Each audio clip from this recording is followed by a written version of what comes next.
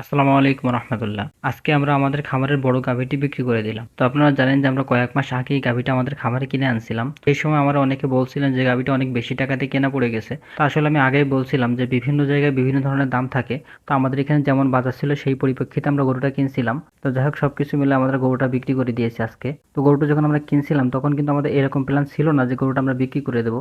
তো আমাদের চিন্তা ভাবনা ছিল এটা যেহেতু ক্রস জাতের গাভী, তো এটা থেকে আমরা ভালো মানের বাচ্চা উৎপাদন করবো এরকম ধরনের চিন্তা ভাবনা করে আমরা গাভীটি কিনছিলাম। তো যাই হোক আমাদের ব্যক্তিগত কারণে গরুটা বিক্রি করে দিতে হয়েছে। তো আসলে বিক্রি করার জন্য একেবারে আমরা প্রস্তুত ছিলাম না।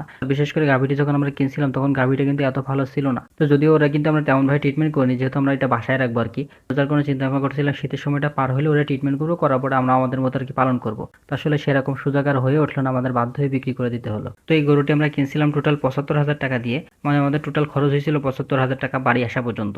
তো আমরা বিক্রি করছি ৮১,০০০ টাকা, যদি আমাদের কোনো লাভ হয়নি। বিশেষ করে ওরা আমরা যা খাওয়াইছি বাদ বাকি ওটা সমান হয়ে গেছে। আমাদের চিন্তা ভাবনা ছিল ওটা আমাদের খামারে রেখে দেবো, রেখে দিয়ে ওর থেকে আমরা বাচ্চা উৎপাদন করব। তো এই জন্য ওরা কিন্তু তেমনভাবে কিছু আমরা খাওয়াইনি।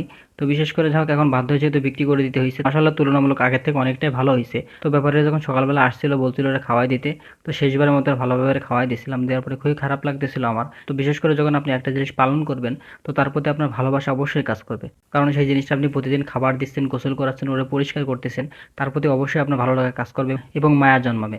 তো আসলে আমাদের বেলাও সেই জিনিসটা হয়ে থাকে। আর বিশেষ করে যেহেতু আমরা এটা নিয়ে পড়ে থাকি, মানে আমাদের সবসময় এর পিছনে যাই, যার কারণে আমাদের একটু বেশি খারাপ লাগে। সবকিছু মিলে একটু খারাপ লাগতেছিল, যেহেতু ওরা এখন নিয়ে যাবে। তো ভিডিওটা আমাদের কিছুদিন আগে করা ছিল, তো আমাদের ব্যস্ততার কারণে আমরা দিতে পারিনি। যাই হোক সবকিছু মিলে আলহামদুলিল্লাহ। তো সকলে আমার জন্য দোয়া করবেন, আল্লাহ তাআলা যেন আমার খামারে বারাকা দান করে। আসসালামু আলাইকুম।